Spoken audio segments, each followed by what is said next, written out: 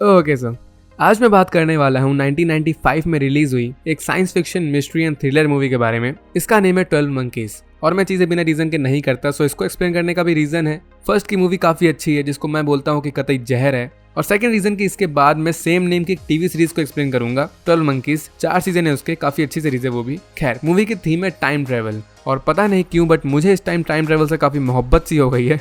अब तो ऐसा लगने लगा है कि जो मैं कर रहा हूँ वो हो चुका है। कल रात की शायद मेरी उतरी नहीं अभी।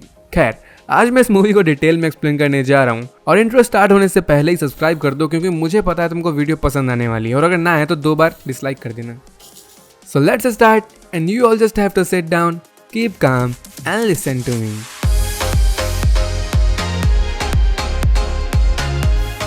सो देखो, एज यूजुअल मैं मूवी में दिखाए गए प्लॉट के हिसाब से नहीं चलूंगा क्योंकि सब कुछ आगे पीछे है, दिमाग का रायता हो जाएगा। इसीलिए मैं एकदम सिंपल वे में सब कुछ एक्सप्लेन करता हूँ। सो सबसे पहले अपन जाते हैं ईयर 1996 में, मतलब 1996 में। सो इस टाइम हमें एक बच्चा दिखाया जाता है, इसका नेम होता है कोल, जेम्स कोल। ये अपने पेरेंट्स के साथ फिलाडेल्फिया के एक एयरपोर्ट में होता है, बट ये यहाँ पर एक शूट आउट होते हुए देखता है जिसमें पुलिस किसी आदमी को एयरपोर्ट के बीच में शूट करके मार देती है, और उसके बगल में एक ब्लॉन्ड लेडी उसको देख के बहुत रो रही होती है। सो अभी सीन को याद रखना, आगे काम आएगा लास्ट में एकदम। सो 1996 से दुनिया आगे बढ़ती है और हमें अब ईयर दिखाते हैं 2035। अब सीन ये होता है कि इस टाइम पे दुनिया के लग चुके होते हैं, मतलब अच्छे वाले लग चुके होते हैं। एक वायरस फैल गया होता है जिससे लगभग पूरी दुनिया समझो बर्बाद हो गई होती है। 99% ह्यूमैनिटी एकदम खत्म हो गई होती है। पूरे 5 बिलियन लोग मर चुके होते हैं, और जितने ह्यूमंस फिलहाल वायरस का शिकार नहीं हुए होते वो सब अंडरग्राउंड रह रहे होते हैं। जमीन के ऊपर से उनका बिल्कुल नाता खत्म हो गया होता है, और अगर बाई चांस उनको ऊपर जाना भी पड़ता है तो अपनी पूरी बॉडी को कवर करके जाते हैं। काफी डेंजरस वायरस होता है। सो अब दुआ करो कि अपनी रियल लाइफ में ऐसी सिचुएशन ना आए। So stay home, stay safe. खैर, अब 2035 में जितने साइंटिस्ट बचे होते हैं, इन्होंने अपना पूरा ट्राई किया होता है वायरस का क्योर बनाने के लिए, बट लास्ट तक इनसे नहीं हो पाता क्योंकि ससुरे बिजी थे टाइम मशीन बनाने में। जी हाँ, इनसे वैक्सीन नहीं बनी, बट इन्होंने एक टाइम मशीन बना ली। वाह। खैर, अब ये टाइम मशीन मूवी में ऐसे वर्क करती है कि लोगों को टाइम में ये सिर्फ पीछे भेज सकती है, मतलब पास्ट में। फ्यूचर में कोई ट्रैवल नहीं करता, और वैसे भी इनके प्रेजेंट टाइम में ही लंका लगी हुई है, तो फ्यूचर में जाके क्या ही उखाड़ लेंगे ये। खैर, अब आपको वो बच्चा याद होगा 1996 वाला कोल। सो वो भी लकीली फिलहाल 2035 में जिंदा होता है और काफी बड़ा हो गया होता है, बट इसने अपनी लाइफ में कुछ कांड किया होगा जिस वजह से ये प्रिजनर होता है, जेल में होता है। इसने क्या कांड किया वो तो नहीं बताया गया, बट इसको बाकी प्रिजनर्स के साथ रखा जाता है। और अब यहाँ के साइंटिस्ट को कुछ बंदे चुनने थे इन्हीं प्रिजनर्स में से, जिनको अब ये पास्ट में भेजेंगे, और इन्हीं में से एक बंदा होता है कोल, मतलब इसको पास्ट में भेजा जाएगा। इसको इसलिए चुना होता है क्योंकि इसकी मेमोरी शार्प होती है। और पास्ट में जाने का इनका मिशन क्या होता है? सो इन साइंटिस्ट को 1996 से एक कॉल का वॉइस मेल मिला होता है जिसमें एक लेडी की आवाज होती है और वो कुछ ऐसा बोल रही होती है: The Freedom for Animal Association on the 2nd Avenue is the secret headquarters for the army of the 12 monkeys. They are the ones who are going to do it. I can't do it anymore. I have to go now. Have a Merry Christmas. सरल भाषा में lady की बातों से लगता है कि 1996 में जिन्होंने वायरस को फैलाया था उसके पीछे हाथ था the army of the 12 monkey का। सो यहाँ के साइंटिस्ट का एक ही एम होता है कि ट्रैवलर को टाइम में पीछे भेज के आर्मी ऑफ द 12 मंकीज के बारे में पता लगाया जाए, और उनसे फिर उस वायरस के ओरिजिन का पता लगाया जाए कि उसको किसने बनाया और कहाँ बनाया। और फिर 2035 के साइंटिस्ट खुद पास्ट में जाके उस वायरस के बारे में और नॉलेज गेन करेंगे ताकि वो फिर उस वायरस का क्योर बना पाए। सो कुल मिला के यहाँ के साइंटिस्ट बिलीव करते हैं प्रीडेस्टिनेशन पैराडॉक्स में। इसका मतलब होता है कि पास्ट में जो हुआ वो हुआ, अब हम पास्ट में जाकर उसको चेंज नहीं कर सकते, और अगर मानो पास्ट को जाकर चेंज किया भी जा सकता है तो ऐसा करना नहीं चाहते ये लोग, क्योंकि फिर पता नहीं उससे कि अभी की टाइमलाइन में उससे क्या इफेक्ट पड़ेगा। सो यहाँ पर साइंटिस्ट को पास्ट में जाके ऐसा कुछ नहीं करना है कि जिसने वायरस बनाया उसको ठोक दो।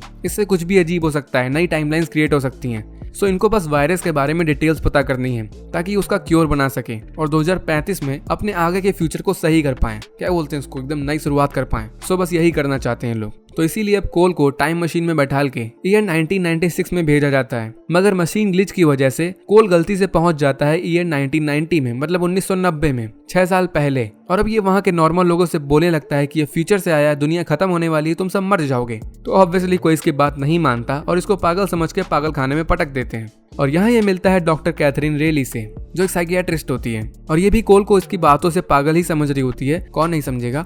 हालांकि ये कोल की मेंटल स्टेट देख के इसका इलाज करना चाहती है, उसकी हेल्प करना चाहती है, बिकॉज इसका यही काम ही यही होता है। और आपको वो वॉइस मेल याद होगा जो 1996 से भेजा गया था, जिसको 2035 वाले लोगों ने सुना था। सो वही सिर्फ एक तरीका होता है फ्यूचर वालों से कांटेक्ट करने का, मतलब अगर उसी सेम नंबर पे कॉल किया जाए और वॉइस मेल भेजा जाए तो वो मैसेज फिर 2035 वाले लोगों तक पहुंच जाएगा। और कोल यही ट्राई करता है सबको प्रूव करने करने के लिए कि झूठ नहीं बोल रहा। बट ये 6 साल पहले मतलब ईयर 1990 में होता है। सो जब वो नंबर पे कॉल करता है तो कोई अननोन लेडी फोन उठाती है, क्योंकि अभी 1996 नहीं होता। वो नंबर जिसके पास होना चाहिए वो अभी तक उसके पास पहुंचा ही नहीं, इसीलिए कोल फिर से पागल साबित हो जाता है और इसका इलाज चलने लगता है। खैर ये इस मेंटल असाइलम में मिलता है एक पागल आदमी से, इसका नेम होता है जेफरी गोइंस। ये कोल का दोस्त बन जाता है और एक्चुअली इसके काफी अजीब आइडियाज होते हैं, लाइक ये दुनिया में चेंज लाना चाहता है ऐसे कुछ। और एक कोल के प्लान्स भी सुन लेता है कि इसको आर्मी ऑफ द 12 मंकीज को ढूंढना है जिनके पास दुनिया खत्म करने का वायरस है। खैर कोल इस असाइलम से भागने का ट्राई करता है, बट गार्ड्स इसको पकड़ लेते हैं और एक रूम में लॉक करके बंद कर देते हैं। और यहाँ पर और मूवी में बीच बीच में भी कोल को किसी अननोन पर्सन की वॉइस सुनाई देती है जो इससे बात कर रहा होता है। तो वो मेरे हिसाब से कोल के दिमाग में ही होता है, मतलब ये हेलुसिनेट कर रहा होता है। मे बी टाइम ट्रैवल करने की वजह से इसका कोई बैड इफेक्ट होता होगा। खैर जब उस रूम में डॉक्टर रेली और सभी लोग वापस आते हैं तो वो देखते हैं कि कोल गायब हो गया होता है, एकदम वुश वैनिश, जो कि इम्पॉसिबल होता है क्योंकि लॉक था। बट ऐसा इसलिए होता है क्योंकि कोल को वापस से 2035 में घसीट लिया गया होता है। यहाँ के साइंटिस्ट को लग रहा होता है काफी टाइम हो गया होगा, सो कोल को वायरस का ओरिजिन पता चल गया होगा। बट फिर कोल इनको बताता है कि ससुरो तुमने 1996 की जगह 1990 को पहुंचा दिया था, तो कहां से वायरस के बारे में पता कर लेता। और ये लोग कोल को कुछ लोगों की फोटोज दिखाते हैं जो सस्पेक्ट होते हैं कि जिन्होंने वायरस बनाया हो सकता है। सो इसमें एक फोटो होती है जेफरी की भी, वही पागल की। तो इसका सीन ये होता है कि ये जेफरी एक वर्ल्ड फेमस साइंटिस्ट डॉक्टर गोइंस का बेटा होता है, बट ये पागल था इसलिए इसको मेंटल असाइलम में रखा जाता है। खैर कोल को फिर से अगेन पास्ट में भेजा जाता है ईयर 1996 में, बट अगेन मशीन के ग्लिच की वजह से ये वर्ल्ड वॉर 1 के टाइम में फंस जाता है, यही लगभग 1920 के टाइम पे। और इसका एक साथी भी यही होता है जोजे, मतलब इसके साथ और भी लोग टाइम ट्रैवल कर रहे होते हैं, उन्हीं में से एक होता है। और कोल के पैर में गोली भी लग जाती है, बट फिर अगेन मशीन के ग्लिच की वजह से फाइनली ये 1996 पहुंच जाता है। सो अब इसका मिशन होता है आर्मी ऑफ द 12 मंकीज के बारे में पता लगाना। तो सबसे पहले ये उसी डॉक्टर कैथरीन रैली को किडनैप कर लेता है। रीजन इसका ये होता है कि इसको कार ड्राइव करनी नहीं आती इसलिए, और शायद वो सुंदर थी इसलिए भी। खैर ये कैथरीन से ड्राइव करके फिलाडेल्फिया चलने को बोलता है, क्योंकि 2035 में साइंटिस्ट ने इसको बताया था कि वायरस कुछ कैपिटल सिटीज से फैलना स्टार्ट हुआ था। सिटीज की ऑर्डर वाइज लिस्ट ऐसी थी: first Philadelphia, San Francisco, New Orleans, Rio, Rome, Karachi, Bangkok and last Peking, और इसके बाद पूरी दुनिया के लग गए। सो इसीलिए कोल कैथरीन को लेके सबसे पहले नंबर 1 वाली सिटी जाता है फिलाडेल्फिया, क्योंकि यहीं से वायरस फैलना स्टार्ट होगा। और यह एनिमल एसोसिएशन वाले लोगों के पास जाता है और उनसे आर्मी ऑफ द 12 मंकीज के बारे में पूछता है। तो यहाँ इनको पता चलता है कि वही पागल जेफरी वही इस आर्मी ऑफ द 12 मंकीज का लीडर होता है, मतलब उसी ने वायरस को फैलाया होता है, मतलब आगे जाके फैलाएगा। और फिर कैथरीन कोल के पैर में वही गोली निकालती है जो इसे वर्ल्ड वॉर 1 में लगी थी। और फिर कोल कैथरीन को कार के डिग्गी में बंद करके निकल लेता है जेफरी से मिलने के लिए। और ये जेफरी का मेंटल असाइलम वाला दोस्त होता है, याद होगा 1990 में ये दोनों दोस्त बने थे। सो सिक्योरिटी वाले इसको अंदर ले लेते हैं और कोल सीधे जेफरी से बोलता है कि इसको फ्यूचर को चेंज नहीं करना है, बस इसको वायरस की लोकेशन के बारे में बता दो कि वो कहाँ है, ताकि फ्यूचर वाले साइंटिस्ट उससे वैक्सीन बना सके। बट जेफरी यहाँ एक चीज बोलता है कि इसके माइंड में वो वायरस वाला आइडिया और वो आर्मी ऑफ द 12 मंकी वाला आइडिया इसीलिए आया है क्योंकि 1990 में मेंटल असाइलम में इसको कोल ने इसके बारे में बताया था, और ये बात सच भी है। सो ऐसा हो सकता है कि कोल गलती से 1996 की जगह 1990 में पहुंच गया था और इसने जेफरी को वायरस के बारे में बता दिया था। सो 1996 में ये पूरा वायरस का जो झोल झामा शुरू हो गया, उस सब की जड़ एक्चुअली में यही खुद कोल ही है। प्रीडेस्टिनेशन पैराडॉक्स कि अगर कोल ने 1990 में जेफरी को वो आइडिया ना दिया होता तो शायद 1996 में ये वायरस वाला कोई झाम और ये 12 मंकीज वाला कोई झाम होता ही ना। और यहाँ पर इसी बात की बहुत सी थ्योरीज भी हैं, ये बात सही है कि गलत है, बट एक्चुअली पैराडॉक्स का मतलब ही यही होता है कि वो चीजें जो कॉन्ट्राडिक्ट करें।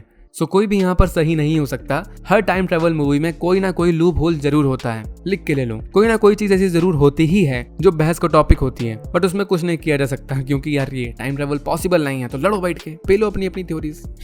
खैर जब कोल को पता चलता है कि ये वायरस और 12 मंकीज का आइडिया इसकी वजह से पैदा हुआ था, तो ये सच में पागल हो जाता है और कैथरीन को आजाद करता है और 2-3 झापड़ खाता है और कैथरीन के सामने ही फिर से अगेन गायब हो जाता है, एकदम वुश वैनिश, क्योंकि अगेन इसको 2035 वाले वापस घसीट लेते हैं। और अब कैथरीन जो कोल को अभी तक पागल समझ रही थी कि वो फ्यूचर से नहीं आया है, अब इसको बिलीव होने लगता है कि कोल सच बोल रहा था। कॉज इसको एक न्यूज में देखने को मिलता है कि एक बच्चा होता है जो बहुत दिनों से गायब होता है और सबको लग रहा होता है कि वो किडनैप हो गया या मर गया, बट लास्ट में पता चलता है कि वो प्रैंक होता है, वो बच्चा घर में ही छुपा था। गजब चमन था वो। और यही पूरी न्यूज कोल ने भी कैथरीन को बताई थी, क्योंकि ये न्यूज कोल के लिए एक ओल्ड मेमोरी थी। और साथ में वो गोली जो कैथरीन ने कोल के पैर से निकाली थी उसकी भी रिपोर्ट आ जाती है, तो ये कंफर्म हो जाता है कि वो वर्ल्ड वॉर 1 के टाइम की ही बुलेट है। सो कैथरीन समझ जाती है कोल की पूरी रियलिटी। और अब इस साइड कोल के साइंटिस्ट काफी हैप्पी होते हैं कि उनको एटलीस्ट ये तो पता चला कि कौन है आर्मी ऑफ द 12 मंकीज और इसका लीडर कौन है। बट यहाँ कोल हैप्पी नहीं था, एक्चुअली सही बोले तो कैथरीन से प्यार हो जाता है इसको। इसके अंदर की आवाज बोल रही होती है कि ये सब कुछ फेक है,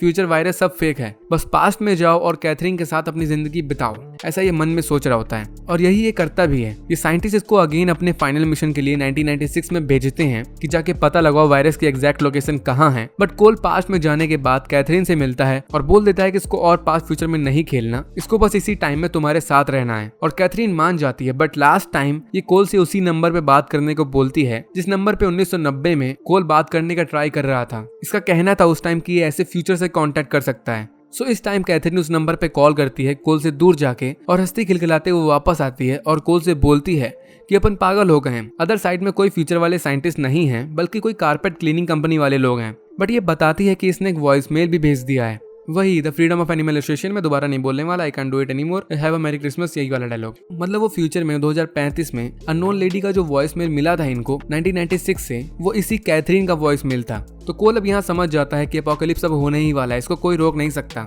मीनवाइल हमें जेफरी को दिखाते हैं जो तैयारी कर रहा होता है अपने मिशन की, जो इस टाइम लग रहा होता है कि वायरस फैलाने वाला मिशन है। ये अपने डैड को भी किडनैप कर लेता है और इसके डैड भी इससे बोलते हैं कि ऐसा मत करो, वायरस को स्प्रेड मत करना। बट यहाँ हमें पता चलता है कि जेफरी का प्लान एक्चुअली वायरस फैलाने वाला नहीं है, ये एनिमल राइट्स के लिए खड़ा होता है। इसके रियल प्लान्स होते हैं जू में जाके सभी जानवरों को आजाद कर देना, बस। और ये और इसका ग्रुप यही करते भी हैं। ये जू से सभी एनिमल्स को खुला छोड़ देते हैं, आजाद कर देते हैं। और कैथरीन और कोल जो मजे कर रहे होते हैं कि दुनिया के लगने वाले हैं, बट अपने को क्या, इनको जब जेफरी के रियल प्लान के बारे में पता चलता है तो ये समझ जाते हैं कि इसका मतलब वायरस के पीछे the army of the 12 monkeys का हाथ नहीं है, बल्कि कोई और है इसके पीछे जो वायरस को फैलाएगा। बट कोल और कैथरीन अब इनके हिसाब से बहुत देर हो गई होती है, ये अब कुछ नहीं कर सकते, पास्ट को चेंज नहीं कर सकते, जो होना है हो के रहेगा। सो ये अपना लुक चेंज कर लेते हैं ताकि पुलिस इनको ना पकड़ पाए। कैथरीन ब्लॉन्ड हो जाती है और फिर दोनों साथ में एयरपोर्ट से कहीं बाहर जाके साथ में रहने का प्लान कर लेते हैं। और यहाँ पर अब खुलती है मेन मिस्ट्री। हमें वो शख्स दिखाया जाता है जो बैग में वायरस को लिए होता है। ये उन्हीं सब सिटीज का टिकट ले रहा होता है जिनकी लिस्ट मैंने आपको पहले ही बताई, सैन फ्रांसिस्को, रियो, कराची, मैं दोबारा नहीं बोलने वाला। तो सीन ये होता है कि इस बंदे का नाम होता है डॉक्टर पीटर्स और ये असिस्टेंट होता है डॉक्टर गोइंस का, जेफरी के डैड का।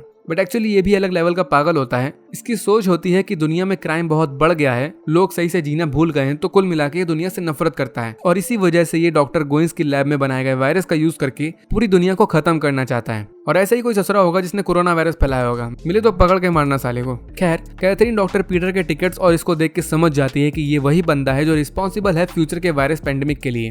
बट इस साइड कोल ये अगेन उसी कॉर्पोरेट क्लीनिंग कंपनी वाले नंबर पे कॉल करता है फ्यूचर वाले लोगों से बात करने के लिए, और ये वॉइस मेल भेजता है जिसमें ये बोलता है कि वायरस के पीछे आर्मी ऑफ द 12 मंकीज नहीं है, तुम लोग अपना टाइम वेस्ट कर रहे हो। और ये बोलता है कि मेरा काम खत्म हो गया, अब मैं फ्यूचर में वापस नहीं आऊंगा, गुड लक।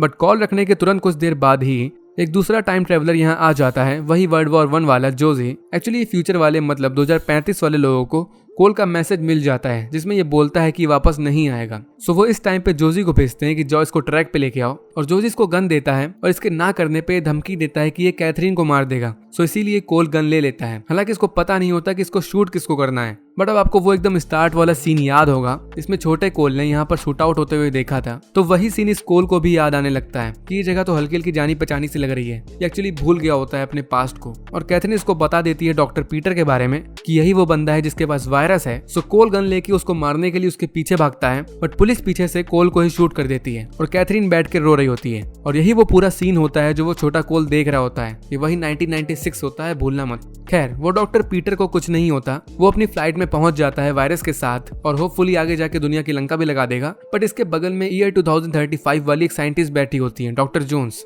जो इससे बोलते हैं कि दुनिया कितनी जालिम है, इसको खत्म हो जाना चाहिए। और ये दोनों दोस्त बन जाते हैं। सो बेसिकली जैसा इनका प्लान था कि उस शख्स के बारे में पता चल जाए जिसने वायरस को फैलाया था, तो उससे फिर ये वायरस के बारे में और नॉलेज ले लेंगे और फिर उसका क्योर बना लेंगे। सो यही करते हैं ये लोग। और फ्यूचर वालों को कैसे पता चला डॉक्टर पीटर के बारे में, तो उसको भूल गए जोजी को, दूसरा टाइम ट्रैवलर। उसको जैसे पता चला था कि डॉक्टर पीटर के पास वायरस है, वो गायब हो गया था। सो उसी ने फ्यूचर में जाके सब बता दिया था। और मूवी तो इस पॉइंट में खत्म हो जाती है। बट मैं एक इंटरेस्टिंग चीज बताऊं तो एक्चुअली जितने वो साइंटिस्ट थे 2035 में, उन सबको पहले से ही पता था कि क्या होने वाला है। मतलब कि कोल मर जाएगा वही एयरपोर्ट में। उनको एक चीज पता थी कि क्या होने वाला है। ये एक्चुअली हिस्ट्री थी उनके लिए, प्रीडेस्टिनेशन पैराडॉक्स। इनके पास कहीं ना कहीं ओल्ड न्यूज जरूर होगी उस एयरपोर्ट के बारे में कि वहाँ कोल नाम का एक आदमी मारा गया था। यहाँ कोई नई टाइमलाइन क्रिएट नहीं हुई क्योंकि हम लोगों को पहले ही वो छोटा कोल दिखाया गया है, उसने वो लाइव शूट आउट देखा था। मतलब ये कंफर्म है, ये चीज पहले हो चुकी है। सो यहाँ ये प्रूफ हो रहा है कि हाँ ये एक्चुअली में हिस्ट्री है। इसका मतलब वो साइंटिस्ट सच में सब कुछ जानते थे और शायद इसीलिए स्पेसिफिक इन लोगों ने कोल को ही इस काम के लिए चुना था। इनको पता था कि ये आदमी वहां मर जाएगा, सो इसी को पास्ट में भेजो। खैर अब 99% पॉपुलेशन तो 2035 तक जाके खत्म हो ही जाएगी, उसको कोई नहीं रोक सकता। बट उसके बाद अब फाइनली यहाँ के साइंटिस्ट क्योर बना लेंगे। सो कुल मिला के दुनिया बच जाएगी, जितनी बची है कम से कम वही बच जाएंगे और मूवी इसी पॉइंट में खत्म हो जाती है। Happy ending. सो गाइस इस वीडियो के लिए इतना ही। वीडियो और मेरी बातें अच्छी लगी हो तो लाइक और शेयर कर देना और ऐसे ही और वीडियोस के लिए सब्सक्राइब भी कर दो अगर नहीं किया अभी तक तो। सो मिलते हैं नेक्स्ट वीडियो में, तब तक के लिए stay tune and bye bye. तुम भौंक लो, तुम भौंक लो, आज ही भौंको तुम। नहीं मैं तू रिकॉर्ड कर ले, आजा आजा माइक के सामने भौंको कर ले।